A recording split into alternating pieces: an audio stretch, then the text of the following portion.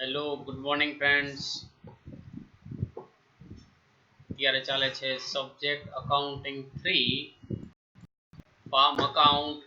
આપણે specimen farm account નું જોયું હતું લાસ્ટ લેક્ચરમાં. સમ સ્ટાર્ટ કરીએ છીએ, બરાબર ધ્યાન રાખજો.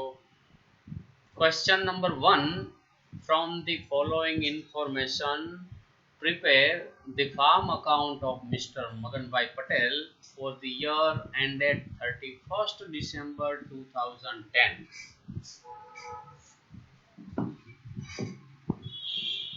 Opening stock એમાં fertilizer 7500, seeds 4500, standing crop ઊભો પાક 1500, cattle 7500. cattle એટલે ઢોર ઢાંખર, total 21000.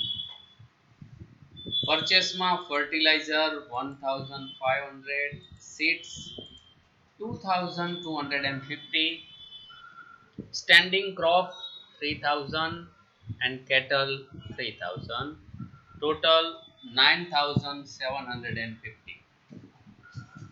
Number 3, sales grass 7500, wheat એટલે કે ઘઉં 15000, milk 3000, rice 12,000, total 37,500. Insurance premium. Insurance premium. Cattle 250, crop 150, total 400. Number 5, 10% cooperative loan rupees 15,000. Loan આપણે ક્યાંય લખવાનું ન થાય, પણ એનું ઇન્ટરેસ્ટ લખવાનું થાય. ક્યારે લીધી છે? 15,000 ની લોન છે 1/7/10, 1/7/2010. નંબર 6, અધર એક્સપેન્સીસ એમાં લેબર એક્સપેન્સ છે 7500, land revenue 300, cost of fence rupees 3000, rent of tractor rupees 750. additional information માં number 1, closing stock fertilizer નો 750, seeds 2250, cattle rupees 9000. B, cultivated grass of rupees 300 for feeding oven cattle. અને બે side entry આવશે, પોતાના ઢોર ઢાંખરને ઘાસચારો લઈ ગયા છે, તો એ ખેતરમાંથી જાય છે તો ક્રેડિટ સાઈડ, અને એક્સપેન્સ કહેવાય તો ડેબિટ સાઈડ.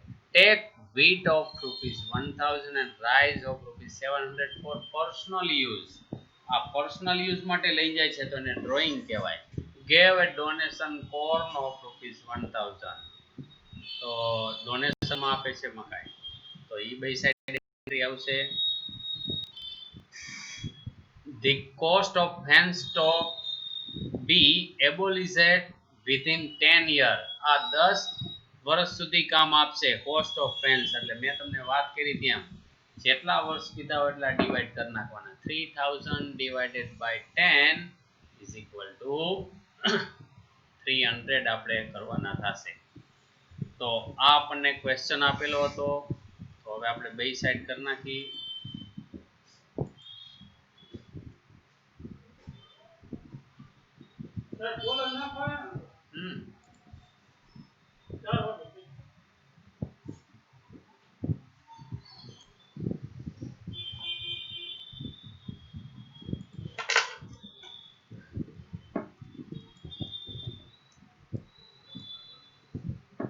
ચલો farm account.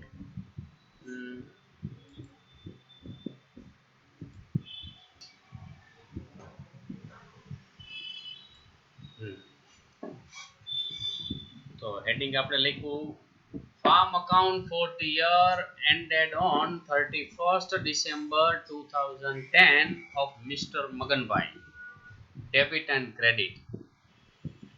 તો પહેલા જ આપણને ઓપનિંગ સ્ટોક આપ્યો છે, કોપી પેસ્ટ કરી અને ડેબિટ સાઇડ લખી નાખવાનો છે. Opening stock, fertilizer, seeds, standing crop and cattle inner કોલમમાં લખી અને એને આપેલો જ છે ટોટલ આઉટરમાં મૂકી દીધા.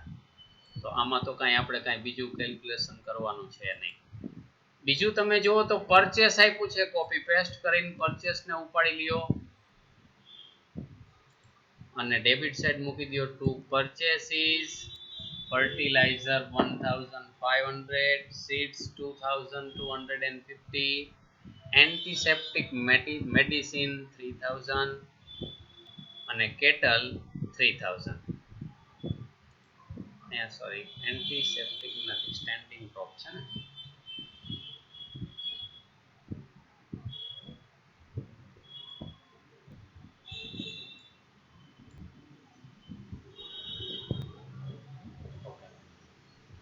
કેટલ 3000 એટલે કે outer 9750.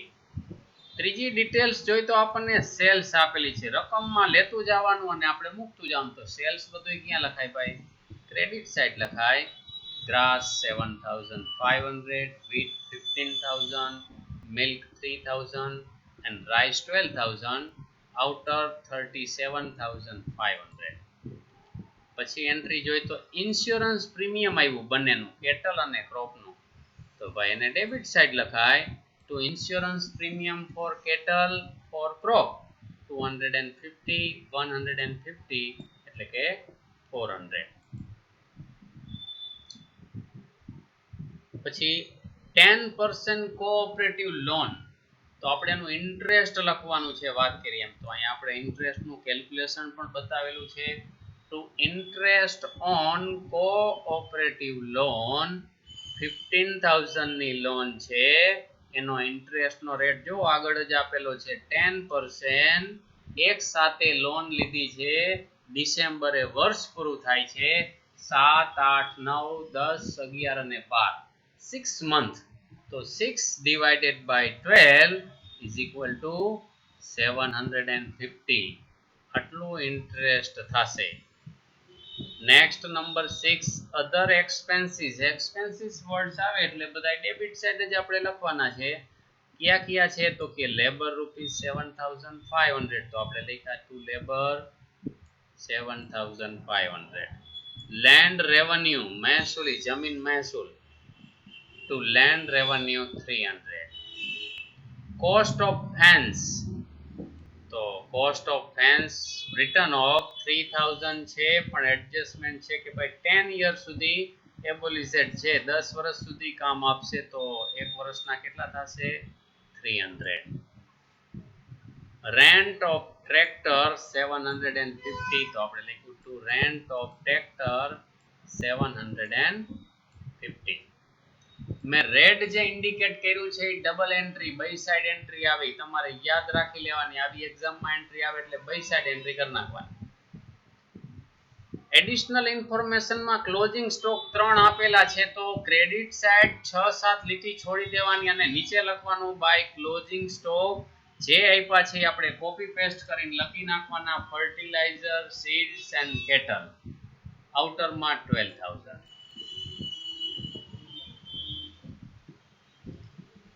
cultivated grass of ₹300 for feeding on cattle. તો જે દુધાળ પશુઓ છે પોતાના એના માટે ઘાસ લઈ જાય છે, તો ખેતરમાંથી જાય છે ઘાસ, તો by cultivated grass for feeding on cattle 300. તો એક્સપેન્સ કહેવાય ફાર્મ માટે. તો જો ડેબિટ સાઇડે આપણે એન્ટ્રી લખી to cultivated grass for feeding on cattle 300.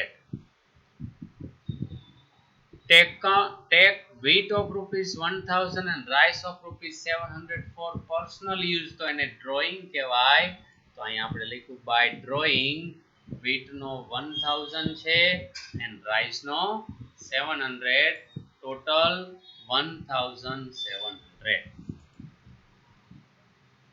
gave a donation corn of ₹1000, 1000 donation માં corn આપ્યા છે, તો એની બે એન્ટ્રી આવશે.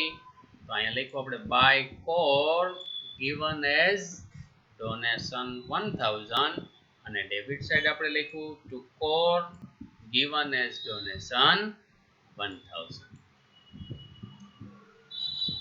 The cost of fans stop the abolished within 10 year. તો આપણે રિટર્ન ઓફ કરવામાં 10 year ધ્યાનમાં લઈ લીધા છે તો અહીંયા આપણો આ સમ પૂરો થઈ જાય.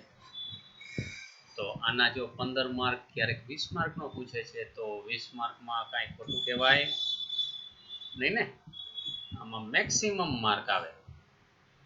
તો ટોટલ કરીએ તો ક્રેડિટ સાઇડ 52,500, ડેબિટ સાઇડ મૂક્યા આપણે 52,500, ડેબિટ સાઇડ ગેપ આવે છે 10,450 to net profit transfer to general P&L or balance sheet. તો મિત્રો આવા જો ફાર્મ અકાઉન્ટના ખાલી હોય તો હવે આમાં જો આપણે કેલ્ક્યુલેશન ક્યાં કર્યું, એક લોનમાં કર્યું અને એક ફેન્સિંગમાં, બાકી કોપી પેસ્ટ કરીને એન્ટ્રી મૂકી દીધી. રેડ કલરની મેં ઇન્ડિકેટ કરેલી છે એ તમારે યાદ રાખવાની છે. Cultivated grass feeding on cattle કીએ એટલે બાય સાઇડ એન્ટ્રી આવે, ડોનેશન કે ચેરિટી વર્ડ્સ આવે તો પણ બાય સાઇડ એન્ટ્રી આવે. એટલે અમુક પોઈન્ટ જ તમારે ધ્યાનમાં રાખવાના છે. તમે 3-4 આવા લેક્ચર એટેન્ડ કરો ને તોય તમારે 20 માંથી મિનિમમ 15 માર્ક તો આવે. બરાબર, એટલે આમાં જે આપણે 5 સમ કરવાના છે એના અંદર બધાય આવી જશે. 3 તો ફાર્મના લેશું, એક સમ છે એ આપણે P&L વાળો લઈ લઈશું. બરાબર છે, ચાલો okay, thank you very much.